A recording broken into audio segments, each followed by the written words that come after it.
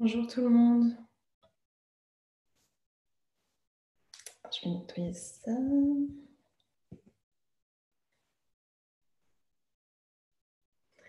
Alors, est-ce que tout le monde m'entend bien, me voit bien? Normalement, vous avez un chat pour pouvoir vous poser des questions. Si vous cliquez sur converser,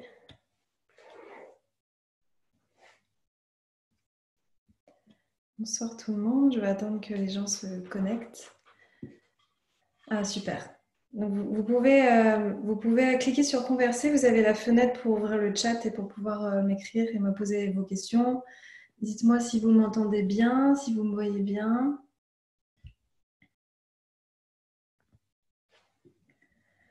Super. Je suis ravie de vous retrouver pour cette conférence sur l'amour conscient. J'ai eu envie d'ouvrir un espace de partage autour de la communication non violente, des relations amoureuses, de l'harmonie dans toutes les sphères relationnelles. Oui, il y aura la conférence qui sera envoyée en replay, donc vous n'avez pas besoin de prendre de notes. Vous pouvez vraiment complètement vous abandonner et être présent. Et vraiment, cet espace, il est fait pour que vous puissiez poser des questions. Moi, j'ai des sujets que je vais aborder. Et surtout, au début, j'ai un petit peu des bases à poser. Mais après, l'idée, c'est que je puisse répondre à vos questions. Donc, j'attends encore un petit peu le temps que les gens se connectent. Là, il est 18h02. Le temps qu'il y ait des personnes qui arrivent. Ça peut être, voilà, ça pourra être des questions autour de l'amour, de la relation à soi, de la communication aussi, parce que je vais vous parler de communication non violente, donc c'est un peu les bases aussi de tout ça.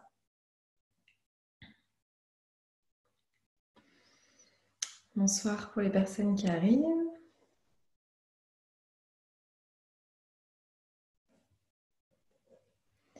Bon, de toute façon,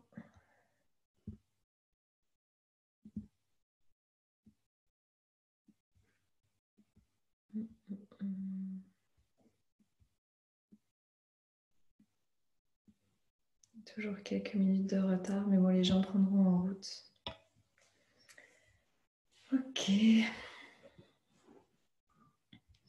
Alors déjà, je ne sais pas si tout le monde connaît la communication non violente.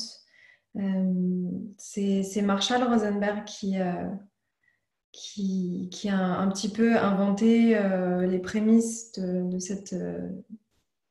pas vraiment une pratique, mais c'est une façon de voir les choses.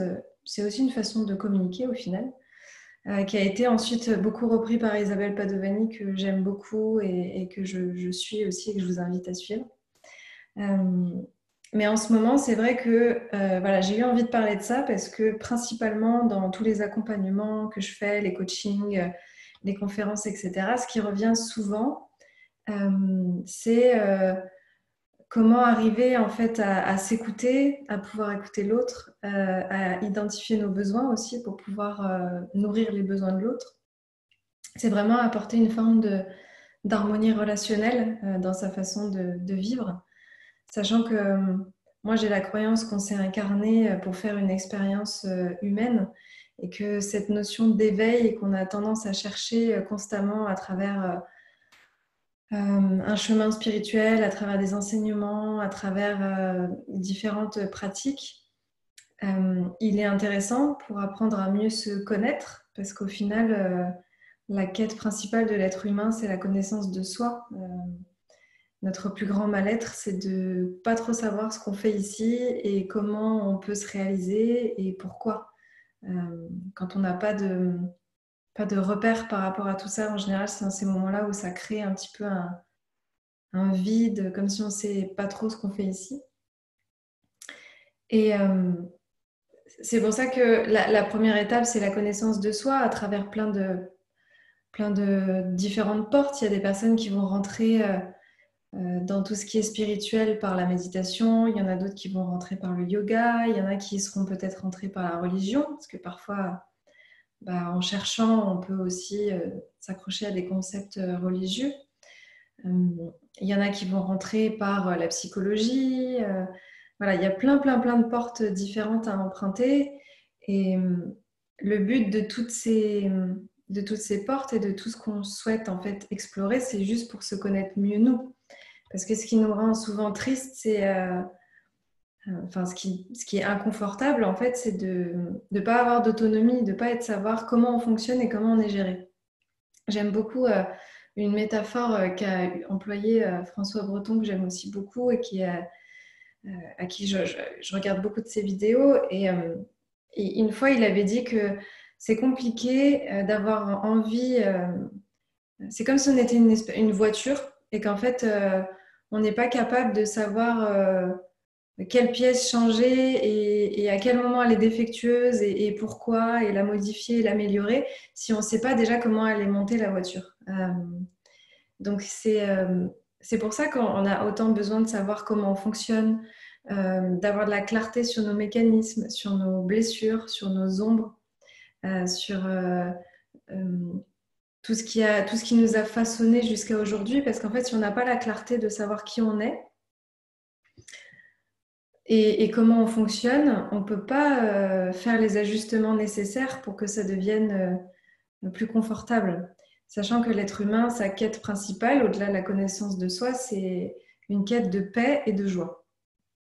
Donc on ne peut pas être perpétuellement en paix et en joie, ça c'est certain, on est traversé par plein de choses, mais on peut l'être davantage et d'autant plus si on se connaît mieux et si on apprend en fait à voir comment on fonctionne pour pouvoir faire les ajustements nécessaires. Et c'est aussi en sachant comment on fonctionne que notre petit juge intérieur, il va pouvoir nous laisser un petit peu tranquille. Parce que le souci, c'est que quand on chemine, et encore plus quand on chemine spirituellement, on a un espèce de juge à l'intérieur de nous qui va en rajouter une couche, c'est-à-dire que on va être en réaction face à quelque chose, face à quelqu'un qui nous fait vivre une expérience. On n'aura pas les moyens en fait d'agir différemment parce que ça vient toucher une part de nous qui est blessée. Et derrière, on a le juge spirituel qui va venir nous dire oui, quand même, tu déconnes. Après tous les cheminements spirituels que tu as fait, toutes les lectures que tu as fait, tout ce que tu fais, tout ce que tu prônes, tu n'es même pas foutu d'avoir la bonne réaction face à l'expérience que tu es en train de vivre. Et là, ça devient encore plus difficile parce qu'on va encore plus se juger, on va encore plus se culpabiliser. Et on va encore plus avoir des émotions négatives et des pensées négatives et ça devient un cercle vicieux. Donc, c'est pour ça que c'est important en fait d'avoir la connaissance de nos différentes parts et de nos différentes blessures parce que quand on est confronté à une situation comme ça, on peut se mettre dans la peau de l'observateur en fait. Et quand on est dans la peau de l'observateur, on peut se regarder avec beaucoup plus de bienveillance et se dire ah ok, bon bah là ça vient toucher cette part de moi. Ça vient toucher ma blessure de penser que je suis peut-être pas à la hauteur, qu'il y a une part de moi qui se sent abandonnée, qui se sent rejetée. Du coup, quand l'autre exprime ça, moi, ça me fait ressentir ça. Donc voilà, c'est de comprendre en fait ce qui se passe à l'intérieur de nous plutôt que d'être face à l'expérience et de souffrir et d'un coup de fermer ou de rejeter ou de se mettre en colère ou de se sentir mal ou de culpabiliser. Et ça, je crois que c'est la première étape qui est vraiment primordiale quand on a envie d'avoir des relations harmonieuses parce que on ne peut pas avoir conscience des mécanismes de l'autre si on n'a pas conscience de nos propres mécanismes. Et plus on apprend à se connaître, plus on a de la clarté sur comment on fonctionne et plus on peut avoir de la compassion sur les mécanismes de l'autre. Sinon, on n'est pas capable en fait d'avoir du recul et de se rendre compte que personne n'est parfait. Si on pense que nous, on doit être parfait, on va attendre que l'autre soit parfait. Si on a énormément d'attentes envers nous-mêmes, on va avoir énormément d'attentes envers l'autre. Et c'est là où ça devient malsain parce qu'en fait, tout ce qu'on n'est pas capable d'alchimiser à l'intérieur de nous et de modifier et de transformer, on va pas arriver en fait à... On va le demander à l'extérieur, on va le demander à l'autre. Alors que l'autre, il est comme nous, il a différentes parts, il a différentes blessures, il n'a pas toujours les moyens, il n'a pas toujours les outils. Donc voilà, c'est pour ça que cette connaissance de soi, elle est vraiment primordiale. Bon, je pose un petit peu les bases, hein, mais n'hésitez pas à poser des questions s'il y a des choses qui ne sont pas claires, si ça vous fait penser à des choses, si vous avez besoin d'éclairage. J'ai le chat juste à côté, donc je vois vos questions. Euh, donc, au-delà de cette quête de soi aussi, ce qui est important, bah, c'est d'avoir une autonomie émotionnelle. Moi, pendant très longtemps, j'ai fonctionné un peu en pilote automatique, régie par justement mes parts blessées, mes blessures, à avoir aucune clarté sur mes mécanismes, à être tout le temps dans la réaction, voilà, à être tout le temps dans une forme d'intensité. Et quand on n'a pas d'autonomie émotionnelle et qu'on n'a pas de clarté sur comment on fonctionne, comment accueillir une émotion, comment la comprendre, en fait, on reste enfermé dans le triangle sauveur, bourreau, victime. Donc, vraiment, si vous identifiez que quelqu'un est dans l'archétype du sauveur, du bourreau ou de la victime, c'est qu'il y a l'autonomie émotionnelle qui n'est pas encore en fait intégrée. C'est-à-dire que si on ne sait pas comment gérer nos émotions, si on n'arrive pas à se sentir bien avec soi, si on n'est pas capable d'accueillir ce qui se passe, de le transformer, de l'écouter, de l'accueillir, on va se mettre automatiquement dans une des trois postures. Et ce qui devient compliqué, c'est que le bourreau, pour fonctionner, il a besoin d'une victime. Le sauveur, pour se sentir utile, il va aller vers les victimes. Et la victime, elle va avoir besoin aussi du bourreau et du sauveur pour pouvoir avoir l'impression qu'elle arrive à avancer. Donc, ça devient très compliqué et parfois, on n'en a même pas conscience. Donc, c'est très, très important d'avoir cette clarté et de se rendre compte qu'on n'a pas toujours les clés et d'essayer d'accueillir cette autonomie parce que sinon on reste enfermé dans ce triangle-là. Et croyez-moi, il y a énormément de gens qui sont enfermés dans ce triangle. Et en fait, on a même des parts de nous qui sont dans ces archétypes-là. Même quand on a cheminé, même moi qui ai conscience de mes schémas émotionnels, il y a plein de moments où ça revient. Enfin, c'est normal si on a une part de nous qui est touchée par quelque chose. On va se mettre dans cet archétype-là. On va d'un coup se mettre dans l'archétype de la victime parce qu'en fait, on n'a pas les moyens, on ne se sent pas bien, on a besoin de récupérer de l'énergie à l'extérieur, du soutien, de l'amour. Et là, hop, on va attirer à nous soit un sauveur, soit un bourreau. Et c'est ça qui devient embêtant parce qu'il y a quand même une part de nous qui a envie de vivre un amour équilibré, un amour conscient. Hein, c'est le nom de la conférence que j'avais choisie parce que c'est en étant dans une forme d'amour conscient en fait qu'on peut être pleinement nous-mêmes, qu'on peut être accueilli dans nos forces mais aussi dans nos failles et que l'autre peut aussi faire la même chose. Je ne sais pas si c'est très clair tout ce que je dis et si ça vous parle, mais voilà, en tout cas moi je sais que je me suis très souvent retrouvée dans ces archétypes-là. Et quand on se retrouve ou on voit quelqu'un qui est dans cet archétype-là, c'est qu'en général, il y a un mal-être émotionnel à l'intérieur qui n'arrive pas à être accueilli, qui n'arrive pas à être vécu. Oui, Flavie qui me demande si j'ai lu les 5 langages de l'amour. Effectivement, alors je ne l'ai pas lu, mais je connais les grandes lignes. Et effectivement, ce livre est très intéressant parce que justement, ça vient mettre en lumière le phénomène de besoin et de la façon dont on manifeste un besoin. C'est-à-dire que donc, les 5 langages de l'amour, pour ceux qui ne l'ont pas lu, ça vient nous expliquer qu'en fait, on n'a pas tous la même façon d'aimer et d'accueillir l'amour. C'est-à-dire qu'il y a les cadeaux, le temps de qualité, les services rendus, le toucher et la parole. Donc déjà, ce qui est rigolo, c'est que souvent, on hérite de la forme d'amour de nos parents. C'est-à-dire que, voilà, moi, peut-être que j'ai une maman qui est un peu plus portée sur le contact et les mots, et mon papa peut-être un peu plus sur les cadeaux. Et donc, moi, j'ai un peu récupéré un mélange de ces trois-là. Donc, déjà, c'est rigolo d'observer ça. Ou alors, parfois, on part complètement à l'opposé. Bon, c'est à voir. Et donc, nous, on va avoir des attentes, entre guillemets. Enfin, on va avoir un amour qui va s'exprimer à travers un de ces 5 prismes-là. Donc, moi, je sais que les mots, pour moi, c'est important. J'adore faire des cadeaux et j'adore passer du temps de qualité. Donc là où ça devient difficile, c'est que si vous avez par exemple une attente de mots et que l'autre, dans sa capacité à exprimer l'amour, il est plutôt dans les services rendus et le temps de qualité, et ben, vous allez avoir l'impression qu'il ne vous exprime pas son amour.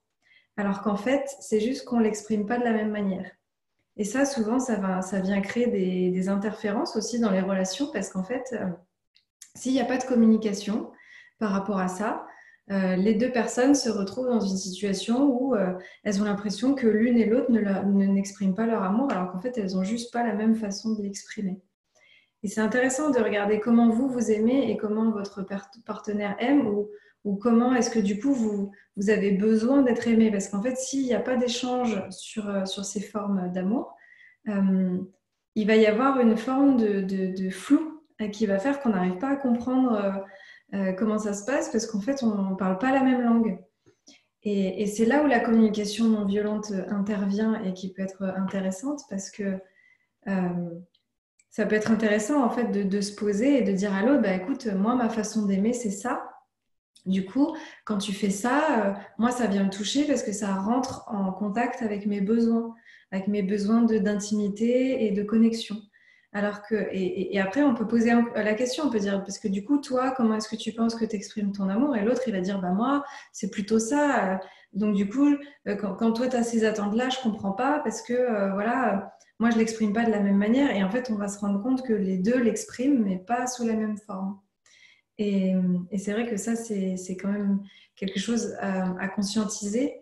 À conscientiser déjà pour pas avoir d'attente inutile, parce qu'en fait, déjà, ça aussi, c'est quelque chose dans les relations qui m'a toujours fait rire, c'est de dire oui, mais bon, quand même, il devrait s'en douter, ou alors il sait que je suis comme ça, il pourrait quand même faire un effort.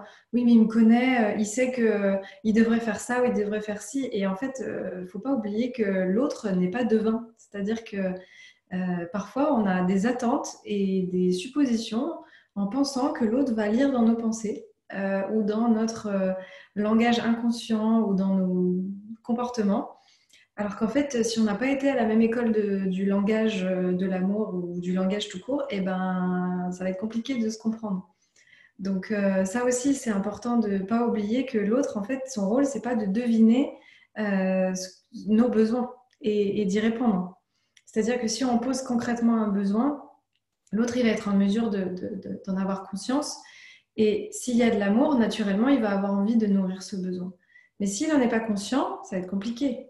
Donc, c'est pour ça que c'est important aussi d'échanger et de communiquer là-dessus. Est-ce que le fait de travailler sur son ego peut nous faire tendre à une stabilité émotionnelle? Alors, déjà, c'est bien cette question, parce que moi, ça va me permettre de déconstruire quelque chose. L'ego, en fait, c'est nous. Voilà, l'ego, c'est le je. C'est moi. C'est ma partie incarnée. C'est mon histoire. C'est mon humanité. Donc, on a tendance à voir l'ego un peu comme un ennemi. Alors qu'en fait, l'ego, c'est moi. L'ego, c'est moi incarné à travers différentes parts. C'est-à-dire qu'au cœur de l'ego, on a notre esprit, on a notre mental, on a toutes nos réactions, on a toutes nos blessures. C'est ça l'ego. Donc c'est sûr que du coup, de venir avoir conscience de comment je fonctionne, parce qu'en fait, je, c'est l'ego, et ben, ça va nous permettre effectivement d'accueillir une stabilité émotionnelle et de comprendre ce qui se passe à l'intérieur de nous. Mais on a tendance à trop voir l'ego comme un ennemi, alors qu'en fait, l'ego, c'est moi. Isabelle, elle l'appelle l'enfant moi. Et je trouve que c'est génial de l'appeler comme ça, parce qu'en fait, c'est la part de nous euh, qui, qui a oublié qu'elle était divine, qu'elle était pur amour, qu'elle pouvait manifester tout ce qu'elle voulait pour qu'elle puisse faire des expériences humaines. J'espère que vous me suivez, parce que parfois, ça devient un peu tricky. Donc, c'est la part de moi qui a oublié en fait que j'étais divine pour pouvoir faire toutes les expériences que je fais au quotidien. C'est aussi la part de moi qui, parfois, c'est aussi la part de moi qui est morcelée en plein de parts. C'est-à-dire que dans mon ego, j'ai plein de parts. J'ai ma part qui aspire à enseigner, j'ai ma part qui est curieux, j'ai ma part qui aspire au romantisme et au prince charmant, j'ai ma part qui a envie d'être indépendante, j'ai ma part d'enfant blessé parce que j'ai vécu des trucs qui peuvent même sembler bêtes quand j'étais enfant, j'ai ma part où je suis fille de mes parents, j'ai ma part où j'ai envie d'être femme avec un homme. Tout ça, c'est des parts de nous qui constituent notre ego en fait. Et le souci, c'est que quand on rentre en conflit avec notre ego, en pensant que notre ego, il se manifeste à travers des pensées redondantes, à travers des vices, à travers toutes ces choses-là, eh ben, on va vouloir le rejeter. Alors qu'en fait, notre ego, c'est pas notre ennemi, parce que notre ego, c'est nous. Et donc, on va rentrer en conflit avec nous-mêmes. On va rentrer en conflit avec des parts de nous qui ont juste envie, en fait, de se manifester, d'être entendues, d'être rassurées, d'être guéries. Et c'est pour ça que je trouve que c'est intéressant de voir l'ego comme l'enfant moi, parce qu'en fait, à chaque instant de notre vie, quand on réagit, quand on est blessé, quand on ne se sent pas bien, quand on fait face à une situation, quand on a une réaction un peu stupide parce qu'on n'a pas les moyens, eh ben, c'est à ce moment-là en fait où l'ego se manifeste. C'est parce que pour pouvoir faire l'expérience de l'humanité, donc typiquement, je ne sais pas, il y a une incompréhension dans votre relation parce que vous êtes de nature jalouse, parce qu'à l'intérieur de vous, il y a une insécurité, parce que quand vous étiez enfant, vous avez été quitté très violemment, qu'on vous a toujours répété que vous étiez pas assez, etc. Il y a une blessure à l'intérieur de non-confiance. Si en face, la personne avec qui vous êtes ne vous inspire pas de la confiance, ne vous aide pas à avoir confiance, euh, va rejeter en fait cette part de vous qui a besoin d'être rassurée parce qu'elle a vécu des choses difficiles, vous allez tomber dans la jalousie. Et du coup, vous allez juger cette jalousie en pensant que c'est votre ego qui a besoin d'être voilà, glorifié, qui a besoin d'être mis en premier, qui n'est pas capable de s'assumer, qui n'est pas capable de s'aimer. Mais c'est une part de vous, en fait, qui a vécu des choses et qui n'est pas facile.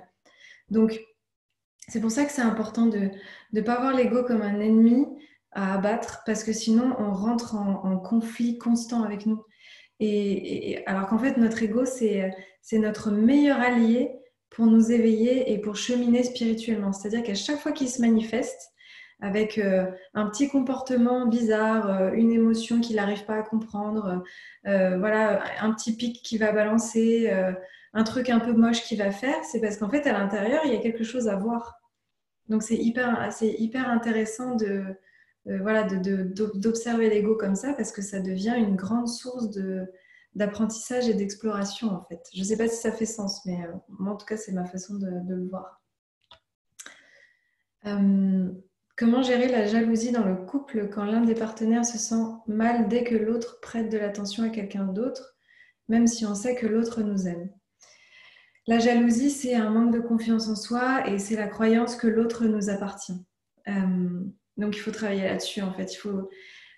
Plus on se sent bien dans ce qu'on fait, plus on se sent bien dans ses baskets, plus on se sent épanoui avec des relations autour de nous qui nous nourrissent, un cercle voilà, qui nous soutient, qui nous montre à quel point on est chouette, on fait plein de choses, on a de la valeur, etc. Moins on va avoir besoin de s'attacher au regard d'une personne en croyant que c'est lui qui doit nous sentir bien, en fait.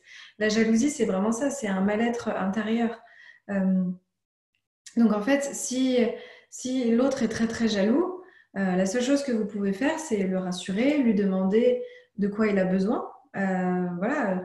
En fait, à chaque fois que quelqu'un a un comportement face à vous où vous vous sentez impuissant, c'est hyper important de demander de quoi tu as besoin, comment est-ce que je peux te soutenir, comment est-ce que je peux t'aider. À partir de ce moment-là, si la personne elle est capable d'identifier ses besoins, elle va vous le dire. Et là, vous allez pouvoir l'accompagner. Mais si la personne n'est pas capable d'identifier des besoins et qu'elle va juste dire ah, j'en sais rien, juste je suis jaloux, tu parles à personne d'autre, vous n'allez pas être en mesure en fait de l'aider et d'adopter la posture juste pour apaiser sa jalousie. Et donc à ce moment-là, la responsabilité, elle est de son côté. C'est-à-dire que vous avez tendu une main pour essayer d'entendre ses besoins, d'entendre comment vous pouviez l'aider. Si la personne en face, elle n'a pas envie de déposer de quoi elle a besoin, qu'est-ce qui pourrait l'accompagner, comment ça pourrait être soutenu, etc., à ce moment-là, c'est difficile pour vous d'apaiser cette jalousie. Et après, le travail, c'est ça, c'est que chacun se sente en confiance, se sente bien dans ses baskets. Et une relation amoureuse épanouie, c'est de sortir de ce concept d'attachement et de croire que l'autre nous appartient. C'est le véritable amour, c'est cette personne rentre dans ma vie, j'ai envie de lier un lien d'intimité avec lui, j'ai envie de vivre un partenariat parce qu'une relation, c'est un partenaire en fait, c'est un partenariat. J'ai envie qu'on se soutienne, j'ai envie que ce soit que ça nous procure de la joie, que ça nous procure une forme d'évolution, qu'on puisse s'aider à s'élever, qu'on s'aide à cheminer, à construire des choses, etc. C'est un partenariat, c'est comme un partenariat dans un projet en fait. Si il n'y a plus cette volonté de construire quelque chose ensemble, d'un partenariat où chacun est libre quand même de ses décisions, et qu'on tombe dans une forme de je suis attaché à toi, donc tu dois me nourrir, tu dois faire faire ça pour moi, etc. À partir du moment où il y a des attentes, on n'est pas dans une forme d'amour sain, on est dans une forme d'attachement en pensant que l'autre nous appartient et nous doit des choses, alors qu'en fait c'est faux. L'autre ne nous doit rien. Il doit juste il a juste un élan naturel de contribuer à nourrir notre joie, à nourrir notre paix à travers les besoins qu'on peut lui déposer ou qu'il peut arriver à définir par lui-même.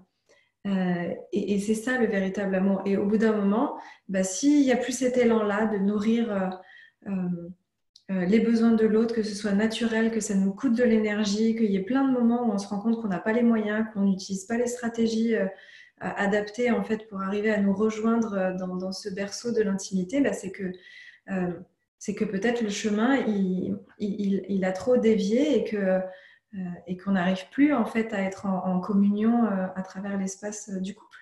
Ça ne veut pas dire que l'amour il est plus présent, ça veut juste dire que cette forme de partenariat et d'intimité, elle est devenue compliquée pour nous en fait.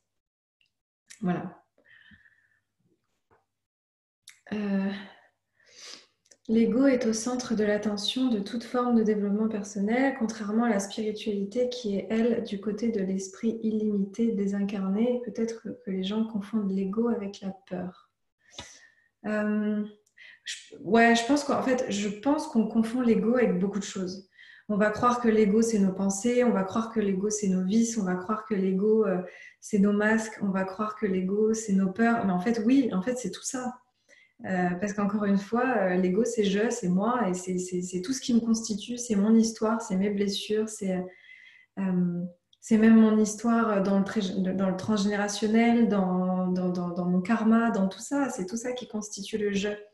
Et le souci, c'est que quand on s'identifie trop au je, à cette histoire, à mes peurs, à mes blessures, et qu'on n'arrive pas qu'à voir qu'au-delà de ce je, au-delà de cet ego qui me constitue aussi, il y a l'amour, il y a l'univers, il y a le divin qu'en fait je peux aussi contacter et que je peux aussi incarner. C'est que dans le principe d'inversion, je suis tout et rien. Je suis mon ego et je ne suis pas mon ego.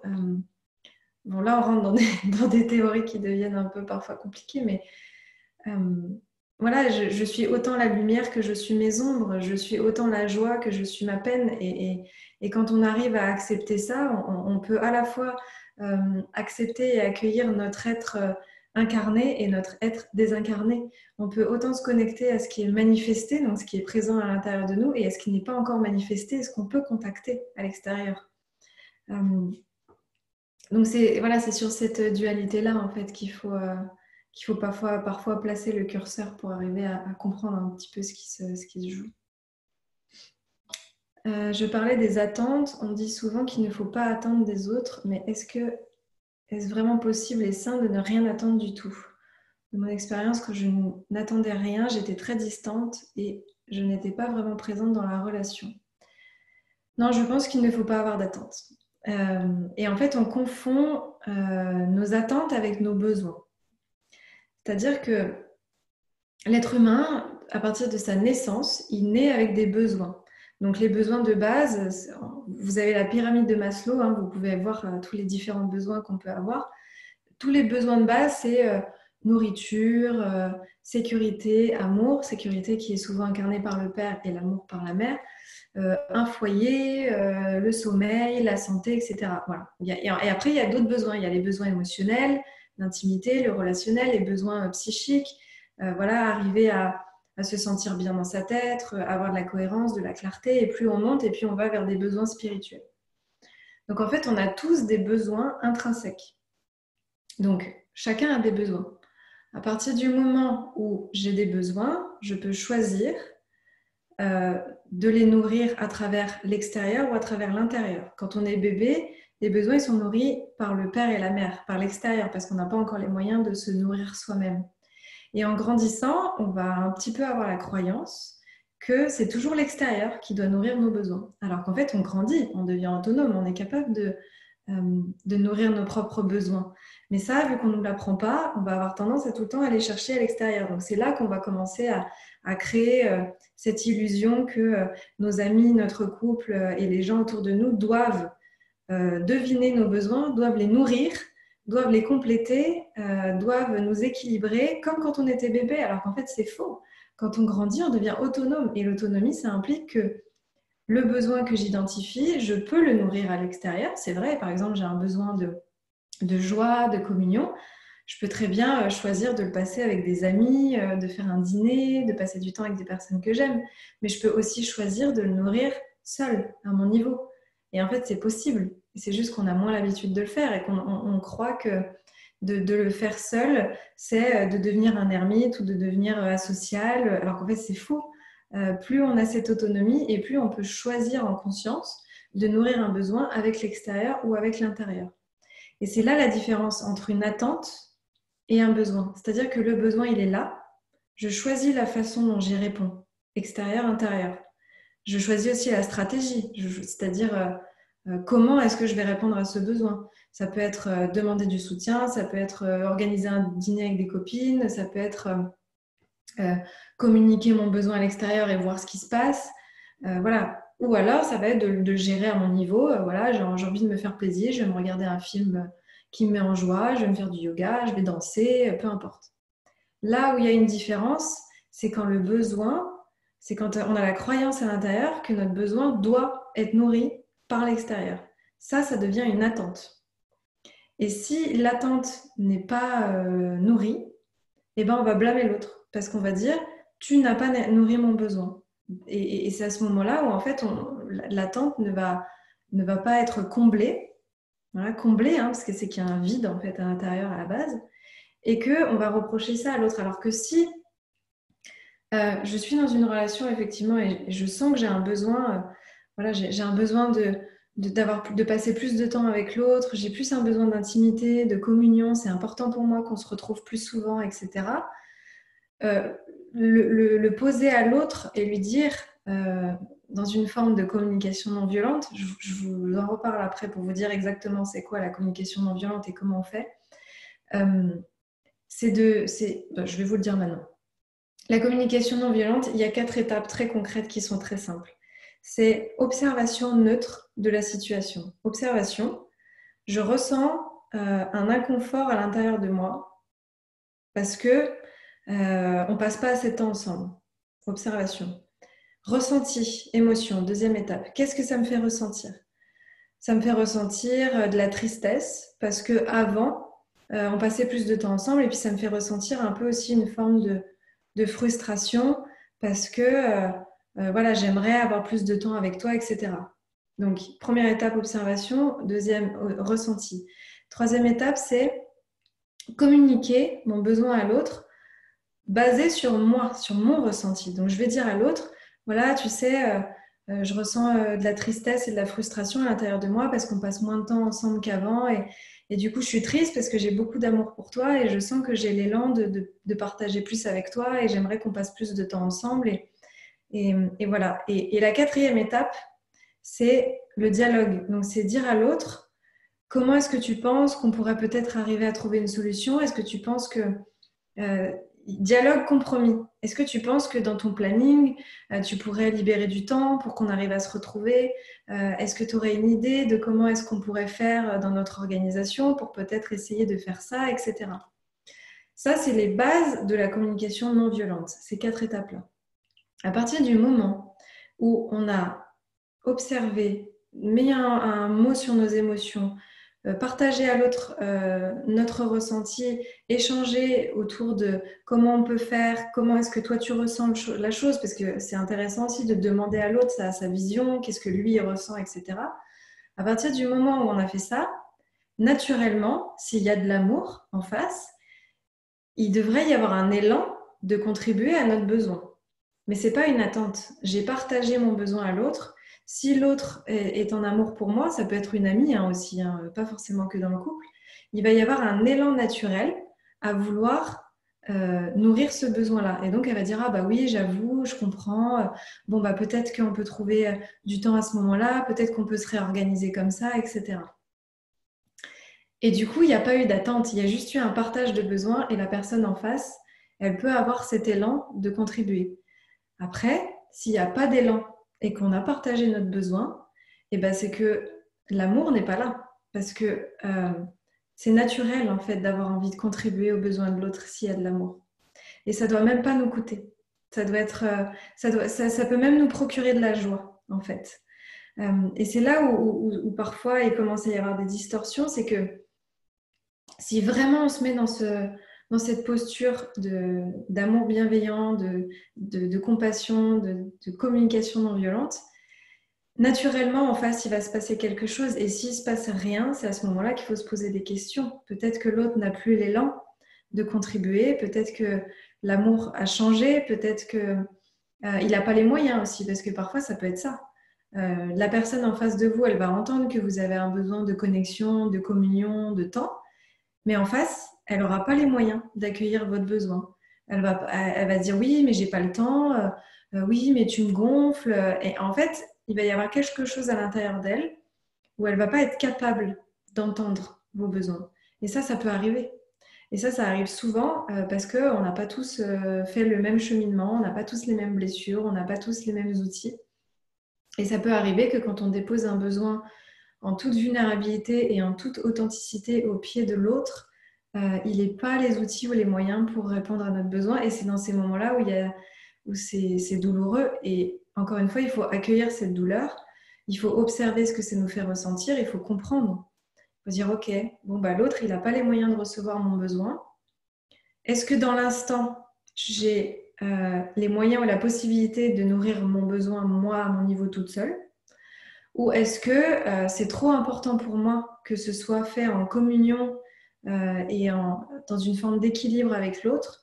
Et à ce moment-là, ça devient inconfortable, il y a de la tristesse à l'intérieur de moi et ça devient trop difficile. Et c'est là où il faut avoir une forme d'autonomie aussi et de clarté sur la situation pour dire, bon, bah, je t'ai déposé mon besoin, j'ai déposé mon besoin à tes pieds 10 fois. Au bout d'un moment, on se rend compte qu'on n'arrive pas à se rejoindre dans nos moyens et dans cet échange-là, je pense que notre amour a évolué, notre amour s'est transformé et je pense que ça devient trop compliqué pour qu'on arrive à continuer dans cet échange intime. Ça ne veut pas dire que l'autre devient un ennemi, ça aussi c'est important. C'est pas parce que l'autre il n'a plus les moyens ou il les a jamais eus ou il n'a plus l'élan de contribuer à nous soutenir et à être là pour nous ou avoir envie de faire partie de la team, parce qu'un couple c'est une team, c'est un partenariat. Ça ne veut pas dire que ça devient un ennemi. Ça veut juste dire que il fait son propre chemin et que il est là où il en est et que c'est comme ça. Il y a un travail de deuil à faire. Il y a un travail de deuil de la relation à faire par rapport aux aspirations qu'on avait, parce qu'on a souvent les aspirations que l'autre, c'est la bonne personne, qu'il va être à nos côtés toute notre vie, que c'est la personne parfaite, que c'est la personne idéale. Et en fait, il y a toute une projection qui s'effondre. Et c'est à ce moment-là qu'on doit faire en fait le deuil de tout ça. Et c'est ça parfois qui est le plus difficile à faire et à accepter. Ouais, c'était une très bonne question, ça m'a permis de poser tout ça. Flavie, je me demande vraiment s'il est important d'être en couple. Ouais, en fait, il y a des gens qui sont en couple, il y en a qui sont polyamoureux, il y en a qui sont amour libre, il y en a qui se mettent ensemble, qui font un bout de chemin, qui se séparent. En fait, dans le mot important, c'est quelle est la croyance derrière le mot important? Important par rapport à qui? Par rapport à la société, par rapport à soi, par rapport à nos parents, par rapport à nos croyances. En fait, il n'y a pas d'importance d'être en couple. Le couple, c'est une forme d'intimité en fait qu'on choisit ou qu'on choisit pas. Mais par contre, moi j'ai la croyance que notre incarnation, notre humanité et notre éveil, elle se fait vraiment à travers l'espace du cœur. Et que c'est beaucoup plus facile d'être éveillé spirituellement tout seul dans une grotte et de méditer toute la journée, hein, que d'être confronté à des gens, d'être en relation, d'être au contact de personnes, etc. Parce que c'est là que le vrai travail y commence. C'est comment est-ce qu'en fait on va venir déposer tout ça à l'intérieur de l'espace de notre cœur et comment est-ce qu'on va arriver à rester connecté à l'amour et à la lumière, même dans les moments où c'est pas facile. C'est là que le vrai éveil spirituel, selon moi, il se fait en fait. On parle souvent de confiance en soi, mais je me demande ce que c'est au fond et quels seraient tes conseils pour l'améliorer. Hmm. Euh, je pense que dans la confiance en soi, il y a plein de choses qui peuvent rentrer en jeu. Il y a le regard qu'on porte sur nous, les croyances qu'on a sur nous, notre capacité à se sentir apte à nourrir nos propres besoins. Notre capacité à accueillir et à transmuter nos émotions, croire qu'on est capable, s'autoriser à suivre nos élans, à suivre nos aspirations. En fait, la confiance en soi, je pense que c'est... Je pense que quand on a confiance en soi, je pense qu'on est capable de se faire passer en priorité et de savoir qu'on est la personne la plus importante de notre vie et qu'il n'y a personne qui nous donnera la légitimité, l'autorisation, le droit d'être connecté à la joie et à la paix en fait.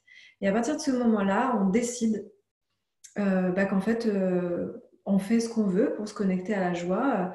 Et c'est-à-dire que, il faudrait que je prenne un exemple peut-être concret, mais par exemple, si j'ai envie de manifester un projet, mais que je ne me l'autorise pas, c'est parce qu'il y a un manque de confiance, c'est parce qu'il y a eu des jugements, c'est parce que je n'ai pas été soutenue, c'est parce que je vais penser que les autres vont me juger, c'est parce que j'ai peut-être pas les outils dont j'ai besoin, j'ai peut-être pas le soutien dont j'ai besoin.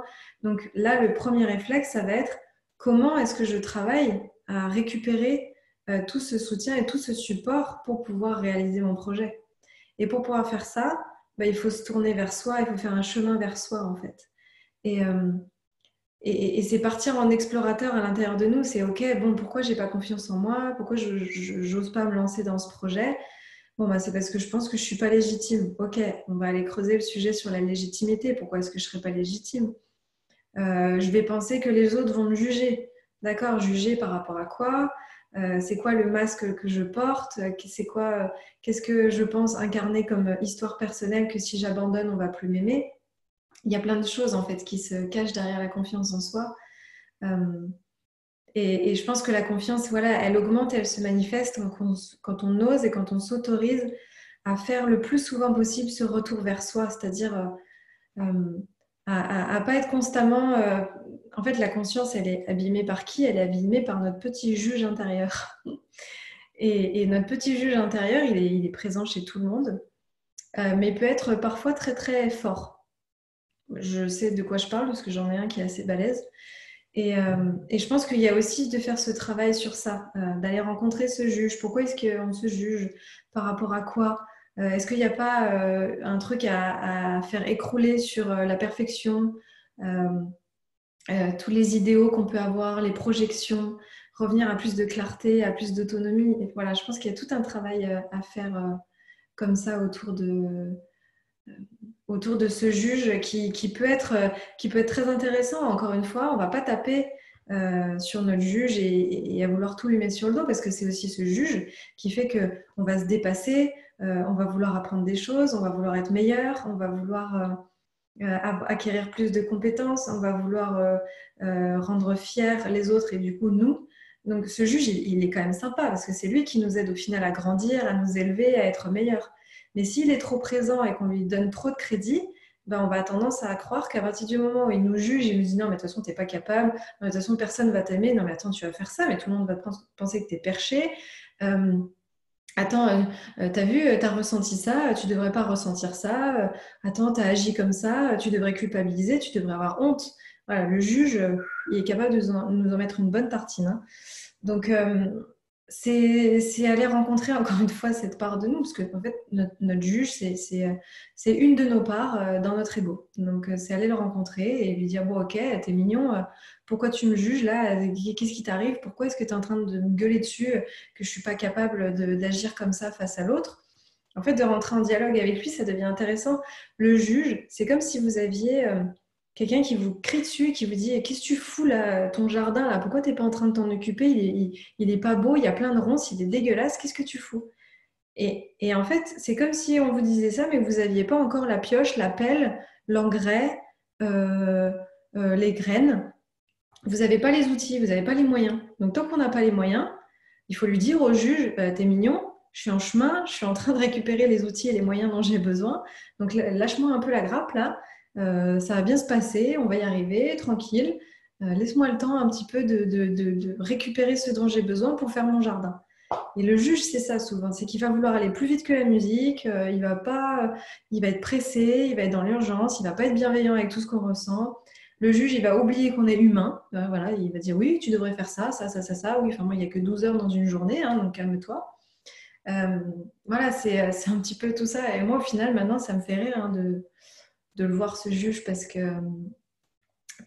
est hyper présent à l'intérieur de nous et c'est lui, en général, qui met la pagaille. Donc, aller le rencontrer, aller communiquer avec lui. Souvent, ce que je recommande en accompagnement et en coaching, c'est que quand on sent qu'il y a une part de nous qui vraiment nous gonfle, qui se met en chemin en travers de notre route, c'est d'entrer en communication avec elle en fait.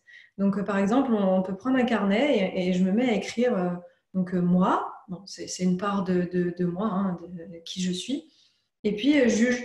Et en fait, de se mettre à parler avec lui, c'est-à-dire, bon, qu'est-ce qui t'arrive? Et le juge qui dit, oui, bah, qu'est-ce que tu fous? Tu devrais déjà être en train de lancer ce truc, machin, ou dans une relation. Pourquoi est-ce que tu agis comme ça avec lui? T'es complètement débile. Bah oui, mais bon, en même temps, j'arrive pas à faire autrement, parce que si j'agis comme ça, j'ai peur qu'il m'abandonne, machin, etc.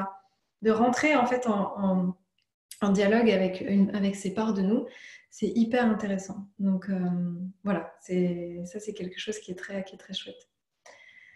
Et est-ce que pour avoir confiance en soi, il ne faudrait pas être capable de sortir plus souvent de sa zone de confort? Alors ça aussi, c'est intéressant, ça va me permettre de poser quelque chose. Bon, je l'ai déjà un peu raconté dans certains lives, je ne sais plus si je l'ai dit la dernière fois, mais cette histoire, elle est géniale. J'en parlais encore avec ma maman tout à l'heure quand on se promenait. Euh, donc, je vous la fais courte, mais en gros, il y a un homme qui arrive au bord d'une falaise, il entend un autre homme qui est jeté dans le vide et qui va s'écraser, et puis à côté, il voit deux anges qui le regardent, très calmes, très zen, et ils lui disent, mais qu'est-ce que vous foutez? Il va s'écraser, pourquoi vous n'allez pas l'aider? Et les anges, ils disent, t'inquiète pas, regarde.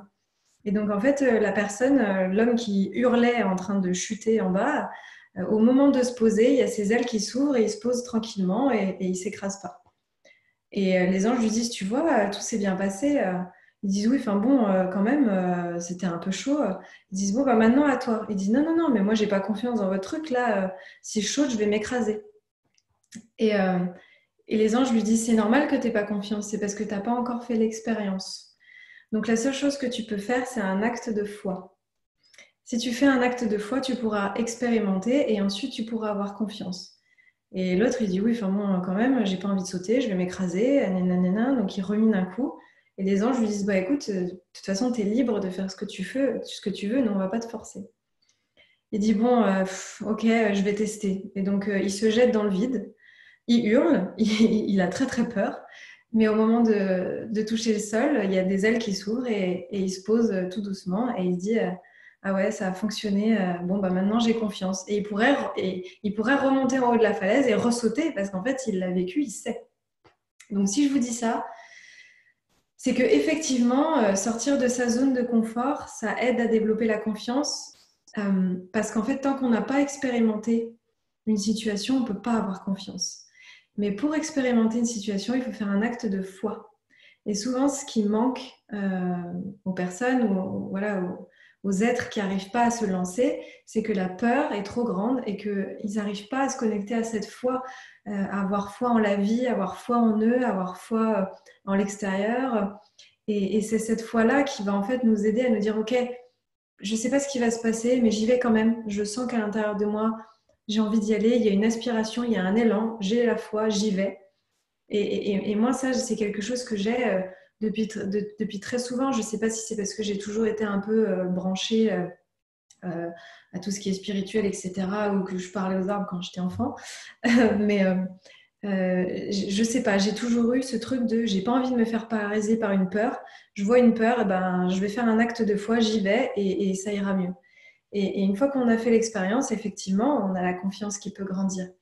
Et en fait, dans les relations, c'est la même chose. C'est-à-dire que si on a tout le temps peur d'être blessé, si on a tout le temps peur de tomber sur la mauvaise personne, si on a tout le temps peur de souffrir, ben on va pas pouvoir faire un acte de foi en fait et de croire en l'amour et de croire que il peut y avoir une merveilleuse relation qui peut naître en fait de cet acte de foi et de se dire bon bah je sais pas où ça va me mener, mais je sens qu'il y a quelque chose, j'y vais et on verra ce qui se passe. Et en fait, bah, après, on va faire l'expérience et ça va grandir et grandir. Et de plus en plus, on va avoir confiance dans la relation, on va avoir confiance en nous, on va avoir confiance dans l'amour. Mais si on reste au stade de j'ai pas la foi, j'ai pas confiance, on pourra jamais faire grandir cette confiance à l'intérieur de nous. Voilà, donc ça, c'était une très bonne question aussi. Comment respecter ses besoins et les besoins des autres sans passer pour une égoïste ou une asociale? Exemple, si la belle famille veut absolument nous voir après ce confinement, alors que j'ai le besoin d'être encore seule encore seule en famille. En fait, si la personne considère que vous êtes égoïste, c'est son point de vue. Voilà. C'est la personne qui va juger que vous êtes égoïste, c'est pas vous qui serez égoïste. Vous avez posé un besoin, que vous avez besoin d'être seul, de rester tranquille. C'est comme quand on n'a pas envie d'aller en soirée, on n'a pas l'énergie, on est fatigué, on n'a pas envie d'aller à un dîner. Ben voilà, moi je pose le besoin que je suis fatiguée. Et si les personnes en face, elles considèrent que je suis pas drôle, que je suis égoïste, etc., c'est sa vision, c'est sa perception. C'est qu'elle n'est pas capable de se relier à mon besoin et qu'à ce moment-là, il n'y a pas de vrai amour en fait. Que ce soit dans la famille, dans les amitiés ou dans une relation, si la personne n'est pas capable de comprendre nos besoins et de les entendre, ben, il n'y a pas d'amour. Et s'il n'y a pas d'amour, eh ben, autant pas se fatiguer. Enfin, moi j'ai un peu cette croyance-là, c'est-à-dire que si la personne n'est pas capable d'entendre mon besoin, eh ben tant pis. Donc je sais qu'après avec la famille c'est compliqué parce qu'on ne peut pas dire bye bye. Et parce que voilà, on ne peut pas couper le lien aussi facilement, mais en fait, on peut choisir que c'est comme ça et que leur perception, ce sera leur perception. Et il y a aussi quelque chose par rapport à un jugement. Un jugement nous touche à partir du moment où on pense qu'il est vrai. Donc, si le fait que la personne qui vous dit que vous êtes égoïste, ça vient vous toucher, ça vient vraiment vous toucher, c'est qu'il y a une part de vous qui le pense. Alors que si vous êtes OK avec vous et que vous dites non, mais en fait, moi je suis fatiguée, j'ai un besoin de repos, j'ai un besoin de ressourcement, et que vous dites à l'autre, voilà, parce que souvent la personne en face, elle n'est pas capable d'entendre votre besoin si vous ne donnez pas aussi une perspective. Hein. C'est comme dans la communication non violente, c'est-à-dire derrière, il y a une ouverture quand même. Donc il faut quand même dire à l'autre, voilà, là dans l'instant, j'ai besoin de repos, j'ai besoin de ça, j'ai besoin de ci. Est-ce que ça te va si on se voit dans une semaine, si on se voit dans 2 semaines, si on se voit à telle date, si on regarde nos agendas et si on ouvre un espace en fait pour arriver à quand même nous connecter à un moment donné. Là, la personne elle va beaucoup plus vous comprendre parce qu'elle va aussi arriver à sentir qu'elle a été entendue dans son besoin de vous voir. Donc c'est là aussi où c'est important de poser son besoin, mais d'être capable aussi d'entrer en résonance avec le besoin de l'autre. Mais encore une fois, si le jugement de l'autre vous touche, c'est qu'il y a une part de vous qui pense que c'est vrai. Donc s'il y a quelqu'un qui va vous dire oui, de toute façon, tu es égocentré, tu penses qu'à toi, et que ça vous touche, bah, c'est qu'il y a une part de vous qui ne vous autorise pas en fait à vivre pour vous et à vous autoriser à être égocentré. C'est normal en fait qu'on soit égocentré parfois. On ne peut pas être tout le temps tourné vers l'extérieur, sinon on n'aurait plus d'énergie. Donc voilà, c'est important de conscientiser. Je vais mettre un peu de lumière. Je vais boire un coup aussi, parce que je parle beaucoup là.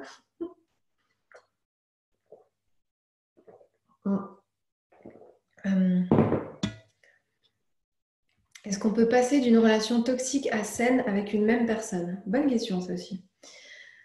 Alors moi, j'ai pas la vérité universelle, hein. Tout ce que je vous partage, c'est selon mes croyances et tout ce que j'ai expérimenté. Mais j'ai du mal à croire ça. En tout cas, pas directement. Déjà, je pense qu'il faut qu'il y ait une vraie cassure, une vraie coupure dans une relation si on veut arriver à refaire ce chemin vers soi. C'est-à-dire que si une relation ne fonctionne pas, il faut qu'à un moment donné, on change les stratégies, on revienne à nous, on fasse un travail d'introspection, on observe comment on fonctionne, on fasse un chemin où voilà, on se ressente sur nous, etc. Et après, potentiellement, ça peut exister, hein, des personnes qui se retrouvent après des mois, après des années à avoir cheminé de leur côté et qui en fait ont grandi et qui à ce moment-là sont prêtes et qui peuvent être ensemble. Mais j'ai du mal à penser qu'on peut passer d'une relation toxique à saine à une même personne en un claquement de doigts. Pour moi, il faut qu'il y ait quand même une coupure et un travail introspectif et un travail d'intégration et de grandir, etc. Parce que euh, si on ne fait pas ça, l'autre est toujours dans l'attente, est toujours dans la projection. Et donc, nous, ça ne nous permet pas en fait de faire ce chemin d'autonomie et de clarté sur nous-mêmes parce qu'on sait que l'autre a toujours la projection et a de l'attente. Donc, euh, pour moi, c'est nécessaire de s'autoriser à laisser l'espace en fait dans une relation pour qu'elle puisse évoluer et vraiment se transformer. Et à ce moment-là, à voir, ça peut être intéressant de voir si le travail il a été fructueux, si les deux personnes ont pu cheminer. Parce que à partir du moment où il y a une relation toxique, parce que la relation toxique, c'est quoi? C'est que souvent, on n'arrive pas à couper parce qu'on a des attentes de l'un et de l'autre et qu'on n'est pas capable d'être en amour avec soi-même. Donc, c'est pas possible en un claquement de doigts de changer, de d'un coup se dire ah bah oui, en fait, c'est bon, je suis bien avec moi-même, j'ai plus d'attentes. Il y a forcément un chemin à faire entre les deux. Donc, voilà, selon moi, c'est important qu'il y ait quand même un passage entre les deux. J'ai identifié un schéma d'abandon chez moi et j'ai du mal à identifier ce qui est lié à ce schéma et quels sont mes réels besoins dans une relation. Euh, Par rapport à l'abandon, souvent, ça vient de l'enfance. Ça vient soit de quand on a été tout petit, soit des choses qu'on a vécues dans le ventre de la maman, soit parfois avec la naissance aussi, quand on a été arraché tôt, quand on était bébé, ou qu'on a été laissé trop tôt pour nous à la crèche, qu'on a été oublié à l'école. Enfin, c'est des trucs très bêtes, hein, mais ça peut être ça, des mécanismes d'abandon. Et le mécanisme d'abandon, bah, il faut aller le travailler, il faut aller observer ce qui se joue à l'intérieur. C'est très individuel à chacun. Moi, je ne pourrais pas donner de réponse ouverte, mais par contre, ce que ça peut mettre en mécanisme, c'est qu'on a tellement peur d'être abandonné tout le temps qu'en fait, on va se sacrifier pour l'autre. Et on ne va pas être capable de s'écouter soi parce qu'on aura tellement peur que l'autre parte qu'on va tout faire en fait pour qu'il reste. Et donc à ce moment-là, on n'est plus nous-mêmes, on va porter des masques pour plaire à l'autre, pour que l'autre ne nous abandonne pas. Et on n'est plus dans une relation d'amour, encore une fois, on est dans une relation de projection, d'attente et d'attachement. Donc c'est pour ça que c'est important d'aller rencontrer nos blessures de rejet, nos blessures d'abandon, nos blessures de trahison, parce que à chaque fois qu'on va être en relation avec quelqu'un qui va venir appuyer dessus, hop là, notre peur blessée, elle va réagir et on va tout de suite être en réaction inconsciente. Donc, c'est complètement irrationnel, hein. Quand on est en réaction, c'est plus fort que nous. On ne peut pas réagir différemment parce que ça vient toucher un truc blessé à l'intérieur de nous. On ne peut pas agir différemment. C'est impossible. Donc, c'est important de faire d'abord ce travail de conscience, de guérison pour comprendre ce qui se passe. Parce qu'une fois qu'on a fait ça, on peut se voir réagir. Je ne dis pas qu'on ne va plus réagir à travers le prisme de la blessure. Moi, je sais que je le fais encore. Mais par contre, très rapidement, à l'intérieur de nous, on va se dire, oula, là, je suis en train de réagir à travers ma blessure. Je suis peut-être pas très alignée avec ce qui pourrait être plus juste pour être dans une forme d'amour un petit peu plus équilibrée. En fait, je suis en train d'observer, c'est parce que j'ai ce besoin-là. Donc, j'ai un sentiment de rejet. Donc, qu'est-ce qui se passe à l'intérieur de moi? Et là, eh ben, ce qui va être important, c'est encore une fois, observation, ressenti et communication avec l'autre pour pouvoir lui dire que voilà, à ce moment-là, quand lui, il fait ça, moi, je ressens une forme de rejet ou je ressens une forme d'inconfort parce que je le vis à travers le prisme de ma blessure pour que l'autre aussi le comprenne et puisse venir soutenir ce besoin-là. Que faire quand on multiplie les relations qui ne durent pas, des hommes qui nous trouvent intéressantes, bienveillantes, mais qui ne développent pas de sentiments amoureux et qui stoppent rapidement la relation? J'ai le sentiment de ne pas avoir suffisamment de valeur pour être aimée par les hommes qui me plaisent car systématiquement rejetés.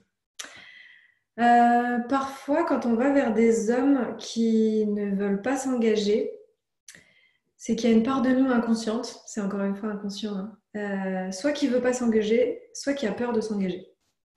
Donc, il faut aller rencontrer cette part-là. Ça peut être à travers de la thérapie, de l'hypnose, voilà, plein d'outils. Il faut aller rencontrer cette part, de voir en fait c'est quoi ton positionnement par rapport à l'engagement, c'est quoi tes croyances par rapport à l'engagement. Parce que y a peut-être une part de toi qui pense que tu n'es pas digne d'amour, qui pense que l'engagement, c'est te priver de ta liberté. Souvent, c'est ça, hein, c'est qu'inconsciemment, on veut être avec quelqu'un qui veut s'engager, mais qu'en fait, il y a une part de nous qui veut quand même un peu rester libre. Et donc, ça nous arrange bien d'aller vers des hommes qui ne sont pas 100% disponibles. Ou alors parce que voilà, il y a une part de nous qui a peur de s'engager parce qu'il y a une blessure d'abandon, parce que voilà, il faut vraiment aller creuser en fait de ce côté-là. C'est quoi les croyances par rapport à l'engagement, et souvent on va trouver des trucs et on va se rendre compte qu'en fait on n'est pas 100% à l'aise avec l'engagement, ou qu'on en a peur, ou qu'en fait on n'en veut pas vraiment. Et, et voilà, c'est ça qui va créer le fait qu'après les hommes peuvent nous rejeter. Euh, Après, il y a plein de choses. Euh, Peut-être aussi qu'il y a une part de toi qui n'a pas 100% confiance en toi, qui tu es. Moi, je sais que ça résonne parce que je suis un peu comme ça. C'est-à-dire que je vais mettre en avant tout ce que je fais, mes activités, mon travail, voilà, valoriser ce que je fais, les bouquins, les machins, les trucs. Mais à l'intérieur de moi, il y a une part, il y a une croyance à l'intérieur de moi qui pense que moi, en fait, Aurore, juste en étant moi qui je suis, n'est pas digne d'amour. Et donc, je vais attirer à moi des hommes qui sont intéressés par tout ce que je fais, mais ça va aussi les confronter à tout ce qu'ils font pas, etc. Donc, ça crée ensuite d'autres problèmes. Et après, je vais me dire, mais c'est pas possible, j'attire à moi que des hommes qui sont intéressés par ce que je fais, qui sont un peu intéressés, qui me trouvent intéressante, etc. Mais par contre, ils veulent pas pleinement plonger dans une forme d'intimité, dans de l'amour, etc. Et donc, en fait, c'est ça, c'est parce qu'il y a une part de moi inconsciente qui pense que je suis pas assez en étant juste moi, et que j'ai tout le temps besoin de passer par ce que je fais, mes actions, mes apprentissages, de tout ce que je développe, etc. Donc, je ne sais pas si ça pourra t'aider, si ça pourra entrer en résonance avec ça, mais en tout cas, voilà, il y a toute une pelote à aller dénouer derrière.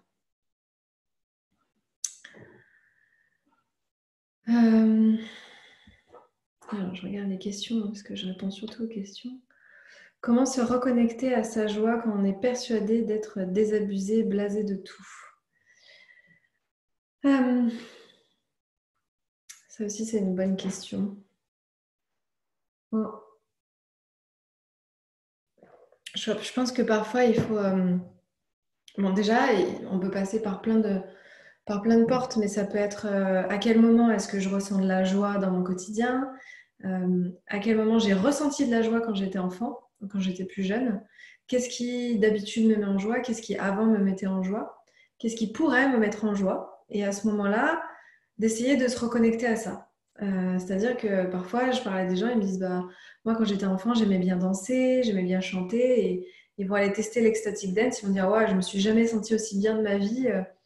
Donc, c'est ça. Et après, c'est d'expérimenter et d'essayer, parce que on peut pas recontacter la joie en restant assis devant un écran, hein, c'est pas possible. Donc, c'est sortir, essayer d'aller vivre des choses. Bon, moi, je donne des exemples par rapport à ce que je fais, mais voilà, il y a des gens qui viennent, qui font des ateliers, qui font des retraites, qui font des stages, partir faire quelque chose, une soirée de rencontre avec des gens, des networking. Il faut sortir, quoi. Il faut essayer d'aller se connecter à tout ça, parce que si on reste chez soi, c'est compliqué de se reconnecter à la joie. On peut se mettre en joie tout seul. Mais quand on a perdu cette joie à l'intérieur de nous, il faut d'abord aller peut-être essayer de la retrouver à l'extérieur. C'est comme ce que je vous disais tout à l'heure. Parfois, on a la capacité de le nourrir en soi, mais parfois, on ne l'a pas. Donc, on peut essayer d'essayer d'aller le chercher à l'extérieur. Et moi, j'ai eu beaucoup, beaucoup de personnes qui sont venues à des retraites qui m'ont dit je me suis reconnectée à ma petite fille, je me suis reconnectée à ma joie parce que je leur fais faire de la danse, du chant, des trucs où on ne se prend pas la tête. Je leur dis vous êtes là pour vous, vous nourrissez vos besoins, vous êtes complètement connectés à qui vous êtes.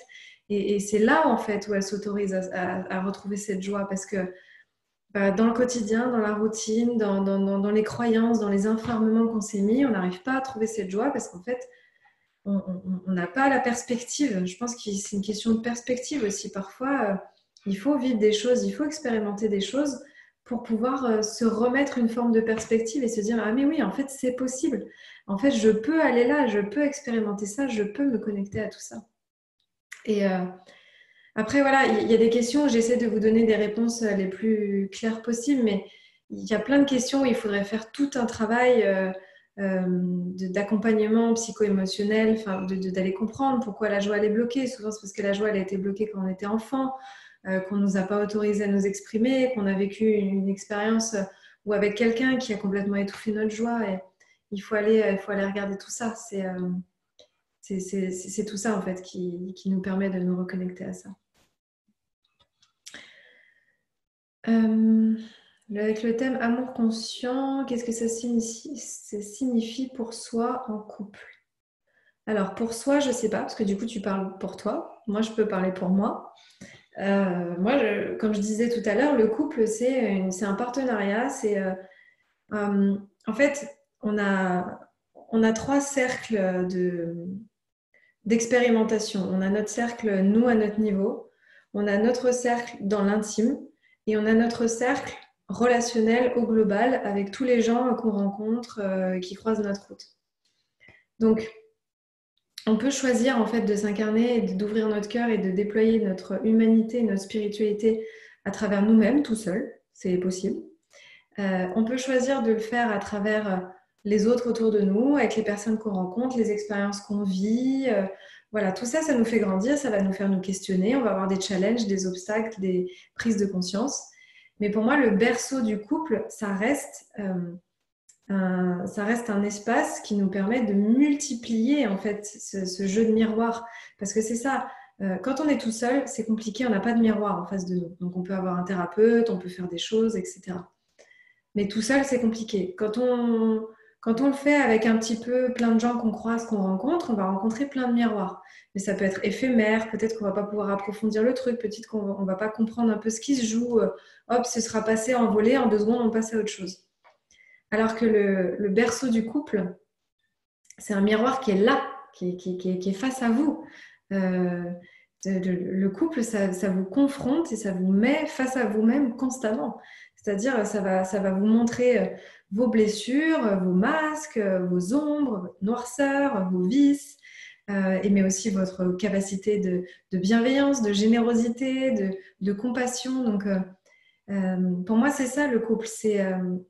C'est un miroir qui nous permet de nous voir, de nous observer. Et c'est pour ça aussi que je dis que plus on s'aime et plus on est capable d'aimer l'autre, parce que on va aussi le voir ça. C'est-à-dire que si nous, on ne se sent pas bien et qu'on n'est pas capable d'offrir de l'amour parce qu'on n'en a pas à l'intérieur de nous, on va bien le voir qu'en fait, on est tout le temps en train de le réclamer à l'autre.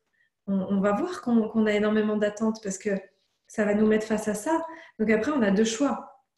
Avec tout ce qui est notion de miroir, etc., on a 2 choix. C'est soit on va voir le truc et on va se dire « Ah ouais, en fait, je suis comme ça ». On va s'interroger, on va explorer, on va se remettre en question, on va essayer de changer pour s'améliorer et devenir la meilleure version de nous, éclairée et connectée à cette divinité et à l'amour. Ou alors on va voir et on va se dire ouais, mais en fait, j'ai pas envie de voir, quoi. C'est-à-dire que ça va nous mettre face à nos mécanismes, mais on peut tout à fait être en déni. On peut être dans une forme de déni ou dans une forme de oui, je vois, mais j'ai pas envie, quoi. Donc c'est ok, hein, c'est aussi un choix, mais j'appelle pas ça de l'amour conscient du coup. Pour moi, l'amour conscient, c'est être face à ce miroir Et choisir en conscience en fait de cheminer pour nous, à notre niveau, vers nous, mais aussi pour l'autre, parce qu'en fait on l'aime et on a envie d'être en amour pour lui comme on est en amour pour nous en fait. Voilà. Je vérifie juste. Ok, ça me donne encore un petit peu de temps.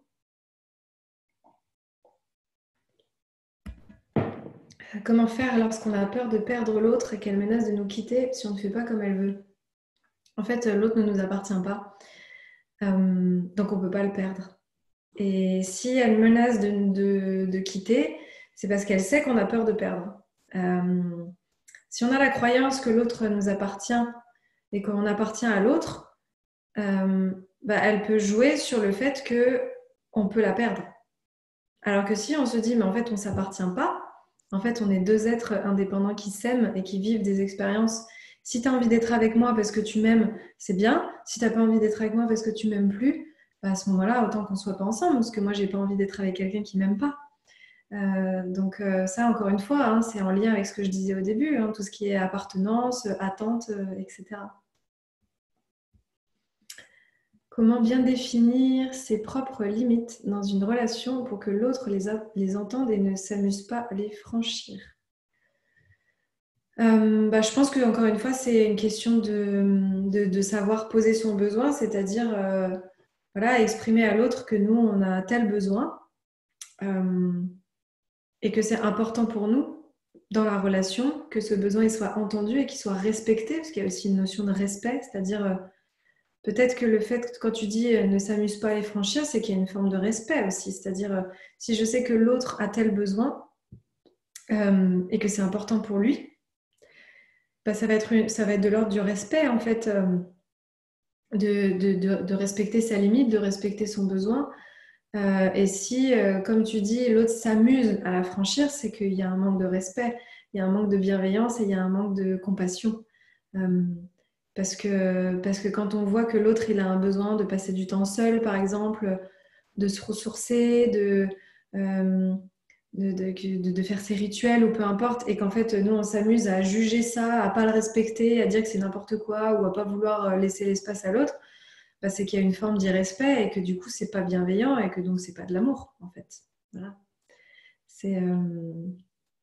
Parfois on a du mal à l'accepter et à l'accueillir, hein, mais quand c'est pas compliqué, hein, en fait il y a deux énergies, la jalousie, l'orgueil, la possession, le non-respect, la malveillance, la méchanceté, la manipulation, tout ça, ça part d'une énergie de peur, ça part d'une énergie qui n'est pas de l'amour. Tout ce qui est compassion, bienveillance, soutien, écoute, partage, tout ça, c'est de l'amour. Donc en fait, il faut juste parfois observer la situation avec clarté et regarder en fait comment l'autre agit. Et s'il y a plus de malveillance, de manipulation, d'égoïsme, de jalousie, qu'il y a de compassion, de soutien, d'écoute et de bienveillance, c'est qu'il y a un déséquilibre et que l'amour, il est peut-être plus à sa place. Hein. Est-ce que je crois aux âmes sœurs? Ah, c'est une bonne question. Alors, en fait, il y a différents niveaux. Alors, chacun a un peu sa vision et ses opinions hein, sur tout ça. Moi, je crois aux relations karmiques. Donc, c'est-à-dire que pour moi, une relation karmique, c'est deux personnes qui se rencontrent, qui ont déjà vécu des choses dans des vies passées et qui ont quelque chose à continuer d'expérimenter dans cette vie-là. Souvent, quand on a une relation karmique avec quelqu'un, on a l'impression qu'on la connaît déjà, qu'on la connaît depuis longtemps, comme si elle faisait déjà partie de notre famille, comme s'il y avait déjà un lien complice, comme s'il y avait déjà une affinité. Donc ça, c'est une relation karmique. Ça peut se rapprocher des âmes sœurs, dans le sens où une âme sœur, c'est une relation karmique qu'on était destiné à rencontrer pour que notre âme elle puisse s'élever. En général, une âme sœur, c'est une relation karmique qui se passe bien, selon ma vision des choses. Bon, après, chacun a sa vision. C'est-à-dire que voilà, on s'est re-rencontrés, c'est fluide, on a l'impression qu'on se connaît depuis toujours et en plus, on peut se permettre d'évoluer, on peut grandir ensemble, voilà, âme sœur. Après, la relation karmique, ça peut aussi ne pas fonctionner, c'est-à-dire on se retrouve dans cette vie-là parce que on a encore ça à travailler, à bosser, c'est-à-dire voilà, je vais rencontrer telle personne parce elle va devoir me faire travailler mon positionnement. Donc, elle va incarner des visages de manipulation, voilà, elle va pas pouvoir se connecter à mes besoins, on va manquer de moyens, on va pas être sur les bonnes stratégies, donc ça va générer de l'inconfort, de la tristesse, des émotions qui sont pas cool. Mais parce qu'en fait, bah voilà, elle devait me faire travailler ça, elle devait me montrer que je dois apprendre à me positionner, à écouter mes besoins, à être plus en amour pour moi, à me faire passer en priorité. Voilà, elle m'a fait travailler tout ça. Et donc, c'était une relation karmique. Mais c'est juste que ça n'a pas mené au grand amour. Et après, selon moi, il y a aussi les flammes jumelles. Mais les flammes jumelles, c'est pareil. On a un peu entendu tout et plein de trucs dessus. Moi, je suis pas spécialement pro en la matière, mais pour moi, une flamme jumelle, c'est une âme qui s'est séparée en fait dans l'incarnation en deux âmes. Donc, c'est des personnes qui sont très connectées, qui sont pareilles, qui ressentent tout ce que ressent l'autre, qui ont les mêmes blessures, les mêmes mécanismes. C'est vraiment deux miroirs 100%. Mais en fait, c'est pas spécialement confortable à vivre et il y a très peu de flammes jumelles qui arrivent à vivre en fait une relation équilibrée parce que en fait, c'est comme si vous étiez face à vous-même constamment avec les mêmes blessures, les mêmes mécanismes, la même histoire, enfin plein de choses qui se rejoignent. Et du coup, c'est compliqué parce que on arrive beaucoup plus à évoluer avec quelqu'un qui est différent, qui va avoir un regard différent, qui va pouvoir nous faire vivre différemment les choses, apporter une expérience différente, qui n'a pas forcément les mêmes blessures, etc. Là, ça va être un peu plus intéressant. Alors que si on est face à soi, ça va être très énervant. Déjà, ça va être très dur à accepter parce qu'en fait, l'autre est constamment un miroir de qui je suis. Et ça va être très dur parce qu'en fait, on est tellement pareil que l'évolution, elle est beaucoup moins intéressante, qu'il y a moins cette alchimie qui va se faire. Quand on est différent, c'est challenge, mais c'est hyper intéressant parce que, voilà, comme en fait au global avec plein de gens, c'est-à-dire que si moi j'ai une grande capacité créatrice, mais que je ne suis pas organisée et que l'autre il est organisé, mais qui manque de confiance sur ses capacités créatrices, bah, le fait de travailler ensemble, ça va être hyper intéressant. Alors que si je suis avec quelqu'un qui a les mêmes failles que moi, les mêmes blessures, bah, pour monter un projet, c'est moins facile, quoi. Donc voilà, selon moi, les flammes jumelles, c'est un peu à revoir.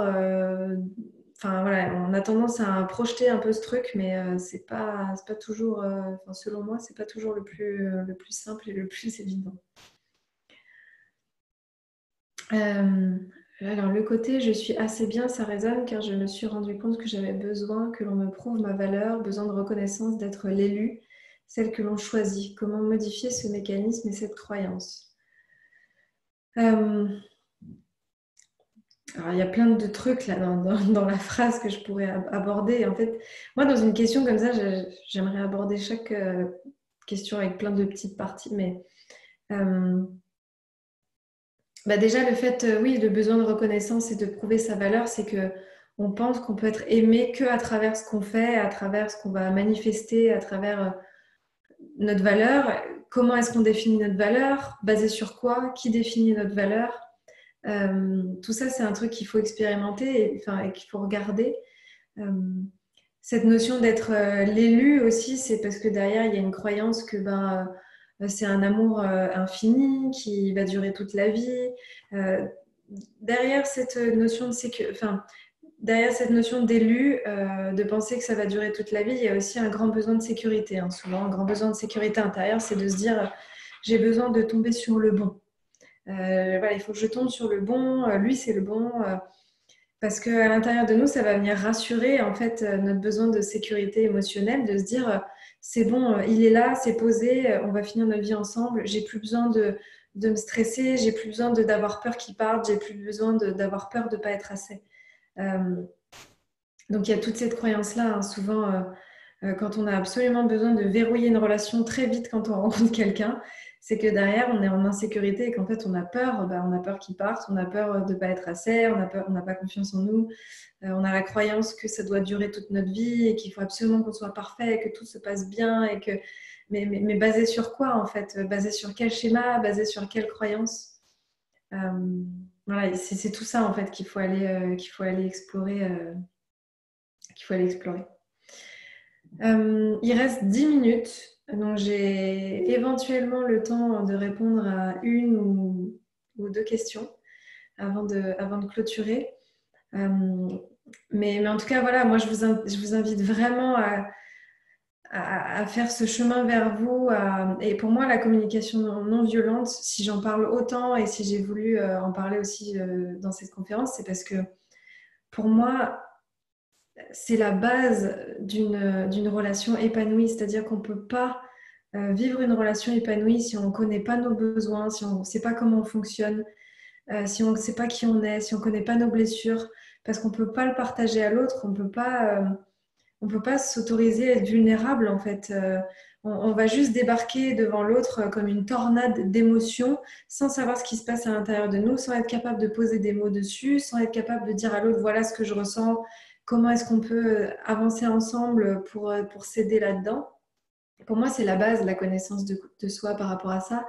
Donc vraiment, je vous invite euh, à continuer à vouloir vous connaître, à pas vous culpabiliser quand vous tombez sur une ombre ou sur un truc moche, euh, à vraiment prendre votre ego, votre enfant moi, tout ce que vous voulez dans vos bras et, euh, et à vous offrir cette bienveillance parce que notre vie, c'est pas un long fleuve tranquille, on est perpétuellement dans des montagnes russes, quoi. Euh, Je suis dans une relation qui se passe très bien sur beaucoup de points. L'amour est présent, mais je suis très tournée vers la spiritualité et lui pas du tout. Ça me gêne un peu, mais je ne sais pas quoi faire vis-à-vis de ça, même si je dois continuer sur ce chemin. Oui, c'est intéressant et c'est vrai que j'accompagne pas mal de gens en ce moment qui sont en train de vivre ça. Euh, la difficulté, on en parlait ce matin d'ailleurs dans le live avec Margot que j'ai mis aussi sur YouTube et que j'ai fait sur Instagram. La difficulté, c'est que il y a quand même un besoin de communion dans le couple et de partage. Euh, Parce que voilà, souvent dans le besoin, ce qu'on va retrouver, c'est j'ai un besoin de partage, j'ai un besoin de communion, j'ai un besoin d'intimité, j'ai un besoin d'être vu, j'ai un besoin d'être soutenu. Il y a tous ces besoins-là. Et en fait, ils sont compliqués à être rejoints si on partage rien. Et là où ça devient difficile, c'est quand nous, on s'ouvre. En fait, on s'éveille, on se rend compte qu'en fait, on ne vit pas dans un monde de matière et de dualité et qu'en fait, il y a quelque chose au-delà et que voilà, on se connecte à tout ça qui est spirituel et qui est incroyable. Et quand l'autre n'a pas cette conscience-là, eh ben, ça peut devenir compliqué parce que c'est comme si on parlait plus le même langage. C'est comme on disait au début avec les langages de l'amour. C'est-à-dire que ça va devenir compliqué de parler à l'autre de l'importance de nos besoins, de la compréhension de soi, de partager une émotion, de lui faire entendre un besoin, de lui faire comprendre que c'est important qu'on fonctionne comme ça, etc. Si lui, il n'a pas du tout fait ce chemin de conscience. C'est-à-dire si on est avec quelqu'un qui prend pas du tout en compte l'autonomie émotionnelle, pourquoi il a des émotions, comment les accueillir, comment les traverser, pourquoi c'est important de ne pas se laisser envahir par nos pensées, pourquoi il ne faut pas être dans la projection, pourquoi l'argent, ça ne fait pas le bonheur, c'est quoi la notion de réussite et de succès, de reconnaissance, qu'est-ce que c'est le véritable amour, comment est-ce qu'on peut l'incarner, comment est-ce qu'on peut le trouver, toutes ces choses-là en fait qu'on explore à travers la spiritualité et le développement personnel. Ça va être difficile en fait d'échanger et de communiquer avec lui parce qu'il va y avoir comme un fossé, comme si on ne parlait pas la même langue. Donc après, ça ne veut pas dire que parce que nous, on est branché spiritualité, qu'on lit plein de trucs et qu'on s'intéresse à plein de trucs, que l'autre, il faut absolument qu'il fasse la même chose. Il y a des êtres qui sont très sages, très bienveillants, dans la compassion, etc. Naturellement, en fait, ils n'ont pas besoin de lire des trucs sur le divin, sur le développement personnel, etc. Ils ont naturellement une capacité à être bienveillants, à être dans l'amour, dans le cœur, euh, à s'intéresser à d'autres choses. Et voilà, ça ne veut pas dire que parce que nous, on s'intéresse à tous ces trucs spirituels, il faut que l'autre le fasse. Mais par contre, il y a quand même, il y a quand même un moment où il faut poser sa conscience sur ça, sur est-ce qu'on peut quand même parler la même langue et est-ce qu'on se comprend, est-ce qu'on peut partager quand même des choses ensemble. Euh, et est-ce qu'on a les mêmes aspirations aussi? Parce que là où ça devient compliqué, c'est que très souvent, quand nous, on fait ce chemin de développement personnel et de développement spirituel, nos aspirations, elles changent. On a une aspiration à plus de joie, à plus de liberté, à plus de paix, à plus de, voilà, de sérénité, de faire ce qu'on a envie de faire, de plus rester coincé dans des trucs qui nous plaisent pas, qui nous enferment dans des croyances qui servent à rien. Donc, on a tout un champ d'exploration qui s'ouvre en fait. Et quand la personne avec qui on est, elle a des aspirations qui restent parfois un petit peu plus figées, où en fait, lui, il ne se rend pas compte de tout ce qui est possible, tout le champ de potentiel, l'abondance, les projets, les relations, tout ce qui est possible de faire. Et ben, ça devient compliqué parce que quand il y a une trop grande différence d'aspiration, on ne regarde plus dans la même direction. Il y avait ce dicton qui disait que aimer, c'est regarder ensemble dans la même direction. Je pense que c'est un petit peu le cas, c'est-à-dire que on peut pas vivre un partenariat si on n'a pas les mêmes objectifs. C'est comme, encore une fois, prenez l'exemple d'un partenaire dans un travail, dans un projet. On ne peut pas mettre en place le projet si on n'a pas les mêmes objectifs. On ne va pas travailler pour la même cause, en fait.